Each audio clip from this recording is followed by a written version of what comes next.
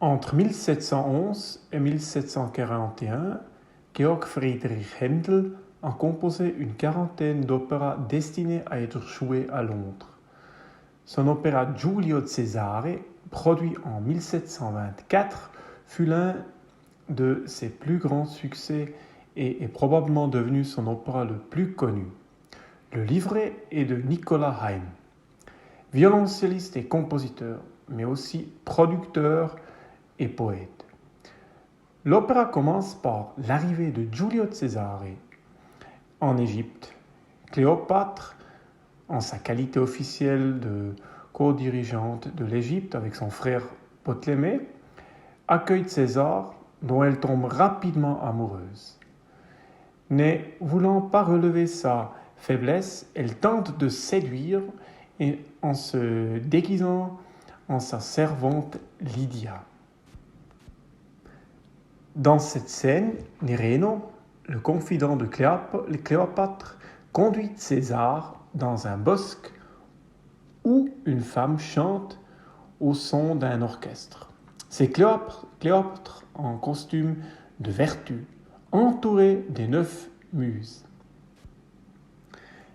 Les éléments standards d'une scène opéra de cette période sont présentés. Un dialogue en simple récitatif accompagné d'un continuo, suivi d'un aria da capo introduit par l'orchestre. Mais ces éléments sont légèrement réarrangés pour créer un plus grand réalisme et renforcent le drame. Au lieu de présenter une introduction orchestrale et une aria plutôt statique, Händel intercale le récitatif avec les sections de la théière, de sorte que l'intrigue progresse continuellement tout au long de la scène.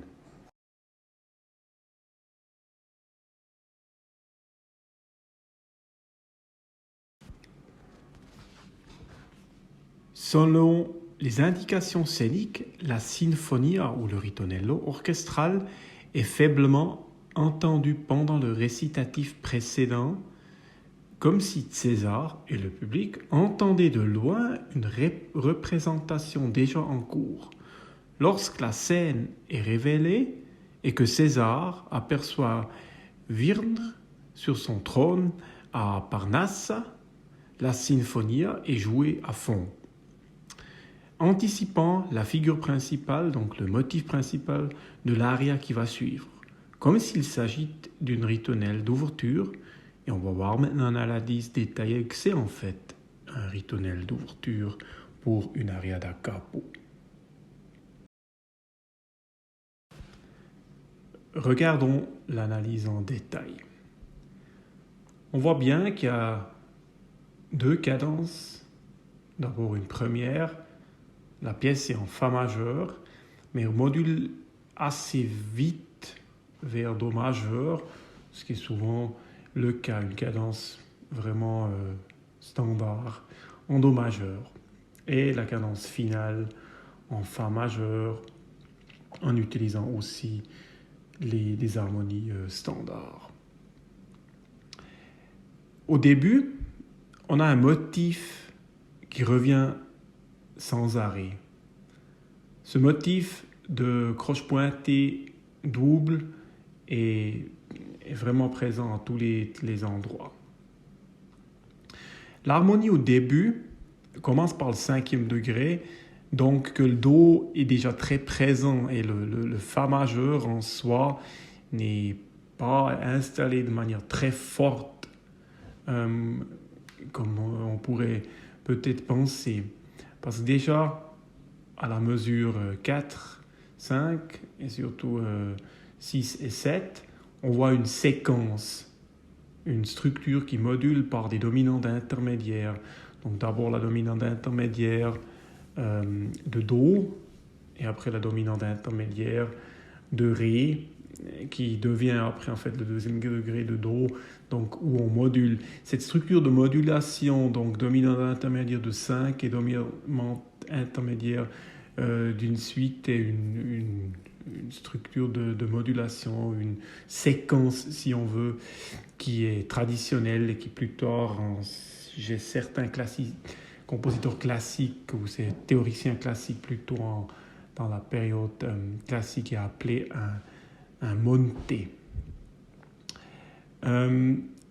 Donc on a une structure de cette première phrase de 3 mesures et de plus de donc en tout 9 mesures pour cette première unité qu'on peut appeler le sujet, donc la présentation.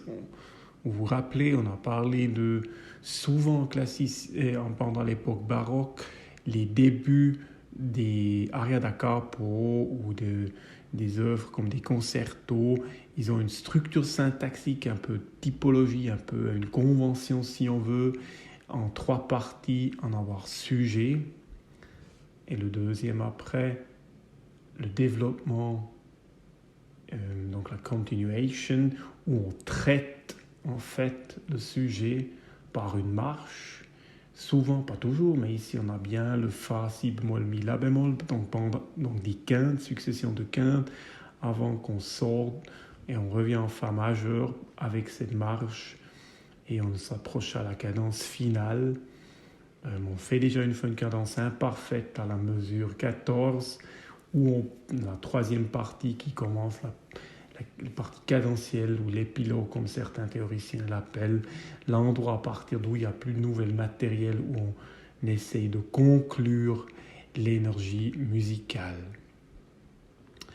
Au début de la partition, vous voyez qu'il y a l'orchestre, donc en bas et en haut il y a des solistes, donc c'est une instrumentation qui rappelle un peu le concept du concerto grosso.